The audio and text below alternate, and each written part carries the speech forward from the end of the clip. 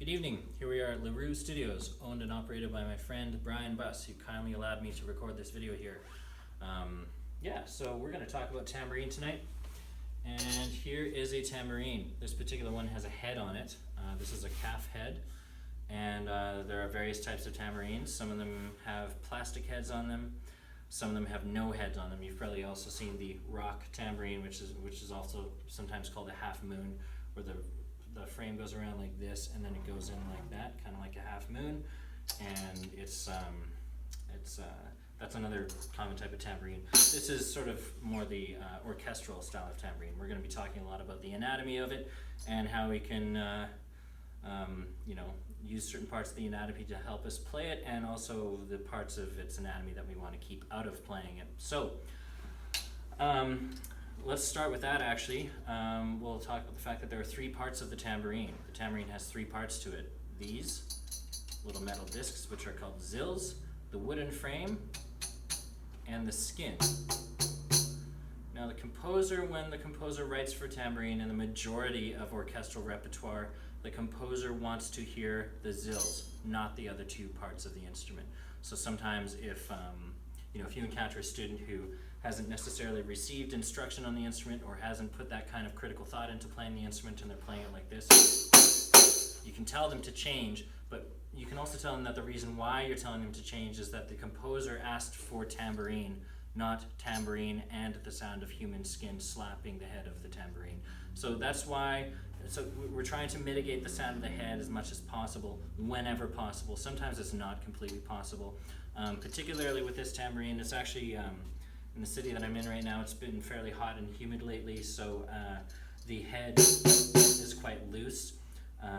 When it gets colder and when it gets drier, the head actually contracts, and you can see that this head is installed with tack. So I don't actually have the option of tuning this head, and that's a common thing. You usually have tambourine heads that you can't actually tune. So this particular head, you don't have the option of tuning, and when the head is tighter, it's much easier to prevent it from ringing. When it's looser, it's going to ring a little bit more. It's going to have more of a tendency to ring. So I have a challenge tonight while I'm recording this video. In any case, so we want to try to eliminate the head ringing. We want to try to make sure that we're not getting the sound of the body striking the metal frame of the instrument either. So we're going to do a couple of things to try to eliminate that, just for basic playing. And this is all just a matter of opinion, just like any percussion technical approach is a matter of opinion. So this is my opinion based on what I've had the most success teaching and doing. So what I'm going to do is I'm going to grab onto the instrument like this, and then I'm going to put the ball of my right wrist here since I'm right-handed, and then I'm going to put my fingers on the very edge like this, and I'm going to play.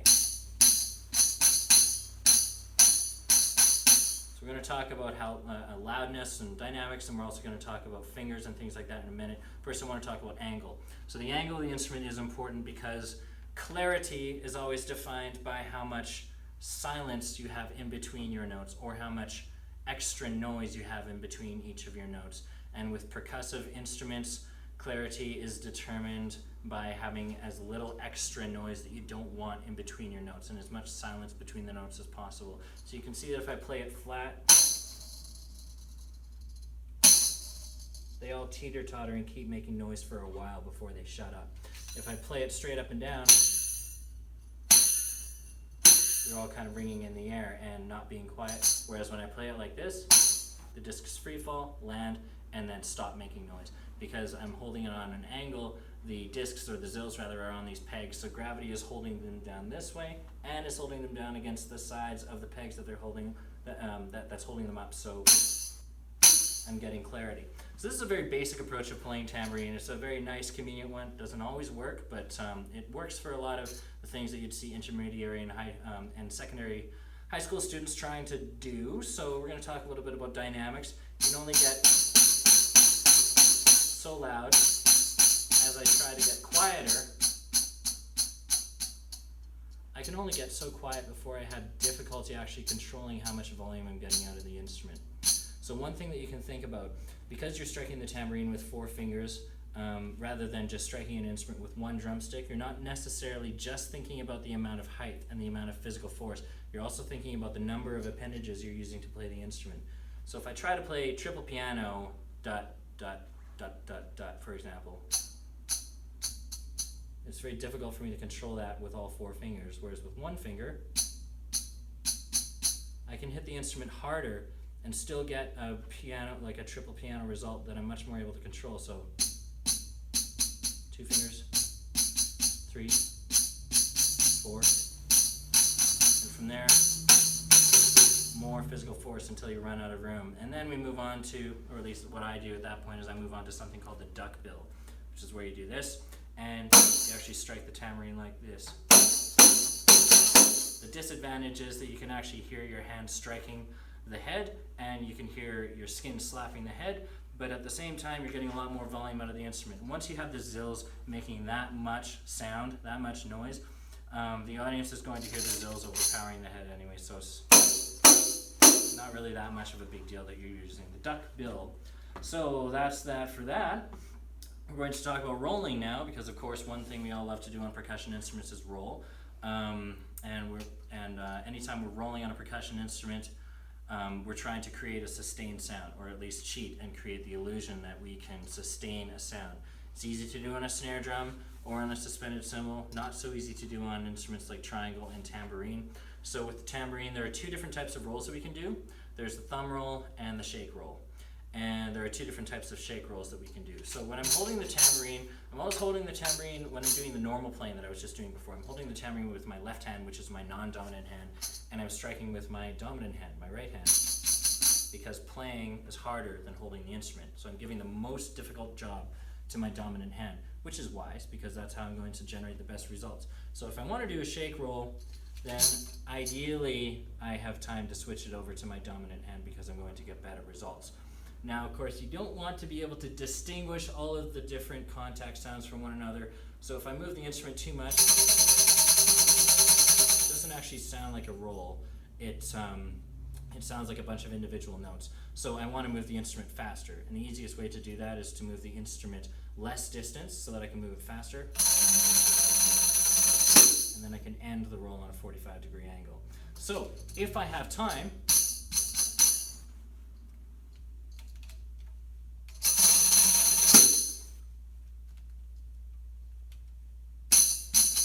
switch the instrument back and forth, that's great. If I don't have time, then I'm going to have to somehow do the shake roll with my non-dominant hand. And if you can't do as good a shake roll with your non-dominant hand as you can do with your dominant hand, you're not alone. I can't do as good a roll with my left hand as I can do with my right hand. So I do something called spring loading, which is also known as cheating, where what I do is I take these 2 fingers, the index finger and middle finger of my right hand, I place them at the bottom of the instrument. I'm actually holding the instrument in the center, and this is down here. So I kind of have, this is my axle, and then this is where the instrument is moving the most, both here and at the top of the instrument. And I'm going to spring load, which is to say I'm cranking the tambourine against my right hand, and I'm pushing back with my right hand against my left hand, keeping the instrument straight up and down, and now I can do a shake roll by spring loading my hands against one another. And then I still have my dominant hand ready to play however I need to play. So those are the 2 different types of shake rolls. Now we're going to talk about the thumb roll. There are various different ways of doing the thumb roll. Some people, they brace their thumb here and do it. Some, they brace their thumb further back and they do it. Some people actually use a finger to do it rather than a thumb. My favorite way to do it is by using my thumb. And regardless of whether you're using a thumb or a finger, whichever digit you use, you're going to want to cut the nail of that digit back quite a ways. The reason why is because I actually want to make sure that as little surface area of the digit is coming in contact with the instrument as possible. If my thumbnail is really long, then the problem I'm going to have is that whenever I press into the instrument, I'm just going to be scraping it and not generating a result. So then I'm going to go down like this, and when I go down like this and I have the whole pad of the thumb against the instrument, there's way more surface area of the thumb against the instrument, and now I can't control what I'm doing. The less surface area, the better. What I'm doing is I'm bracing the thumb back here between these 2 knuckles with my index finger, and I'm making sure that that relationship is quite firm, and then I'm making sure that this knuckle is really, really loose so that I can just bounce around. And I'm just barely putting my thumb in contact with the instrument. If you press into the instrument, you're not going to get a good result. It's literally just barely in contact. contact with the instrument. Now, there's one other thing you need to do in order to make sure that this is going to work for you, which means you need to wax the head. You can go to an arts and crafts store. In Canada, the most ubiquitous one is Michael's. You can go to Michael's and buy a block of beeswax, like a huge block of wax for like $3, and you're only going to use a fraction of it. And what you do is you just hold a flame, like a lighter, underneath it for less than a second, just until it gets shiny, and then rub it, and then hold the lighter again, and then rub it, and then hold the lighter again, and then rub it. If you hold the lighter for too long and you're holding the wax over the tambourine, like if you hold it for 1 second, the tambourine or the wax will actually melt and liquefy and drip, and then it'll burn a hole through the head. So you really only want to hold it for less than a second so that the wax becomes a little bit shiny, and then you can do about 1 inch of the instrument. You just keep doing that over and over again until you have wax all over the place. That will allow your thumb to bounce easily. If your climate is dry or if your skin is dry, you may have to breathe on your thumb a little bit in order to get a good roll. And that's a little bit about thumb rolling. Back to shake rolling. Let's talk about dynamics for a second. The issue with shake rolling is it's very difficult for me to do a shake roll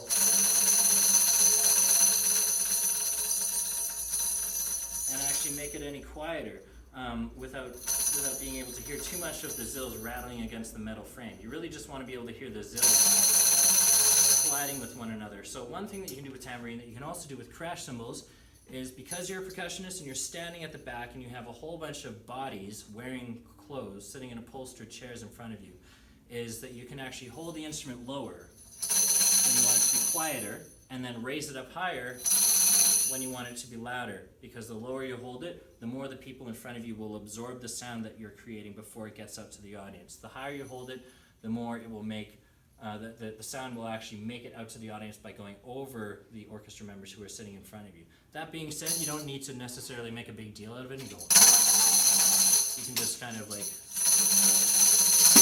gradually bring it up as you're rolling. With thumb rolling, on the other hand, you actually do have different options. Much like a snare drum, it's easier to play quiet at the edge than it is to play quietly in the center. With thumb rolling, you'll notice it's very easy for me to get a quiet sound at the very edge. The more into the middle I go, the more volume I'm getting, which means that I can actually crescendo from nothing to double forte like that by going from the edge to the center, or I can go from triple forte to just about niente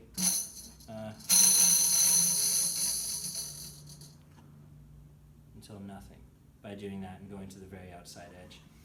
In terms of length of rolls, it's much easier to do a super long roll as a shake roll. There are actually crazy people out there who do figure eights where they actually do their thumb rolls around on the instrument. You can tell that that's a skill that I haven't practiced that much, because anytime I have a roll that's longer than this,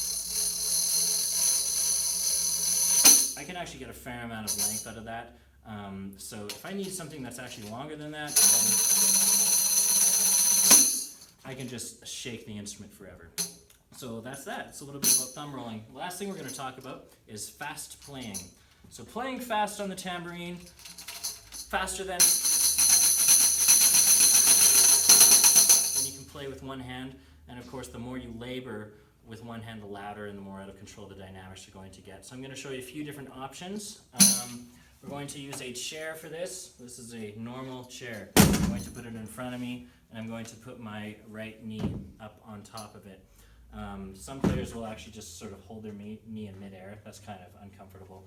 Or some will actually have a little block on the floor that they can put their leg or their foot on. I like to just put my foot on a chair because I find that my body dimensions are such that when I put my foot on a normal height chair, my thigh is pretty much parallel with the floor. So that's what I'm going to do. So technique number 1 for fast playing is that you take the tambourine upside down and set it on top of your thigh like that. Steady it with your 2 hands, and then angle it on a 45-degree angle so that, once again, you don't get the residual sound of the discs teeter-tottering. Angle it on a 45-degree angle, and just like before, 1 finger for quiet playing or louder playing, 3 fingers for even louder playing than that. And after a while, you sort of max out the volume that you can do with that. So the next thing that we're going to do is we're going to turn the tambourine over, and I'm going to use the duckbill technique. And this is going to be my downstroke, that's going to be my upstroke.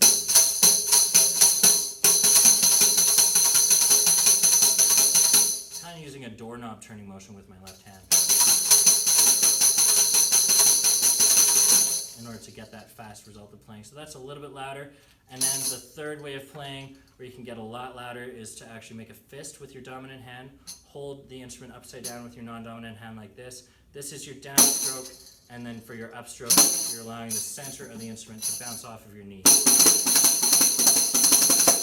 And that's how you play fast 16th note passages, anywhere from super quiet all the way to super loud, and everywhere in between. And lots of other information about the tambourine. Thank you for watching. Have a good night.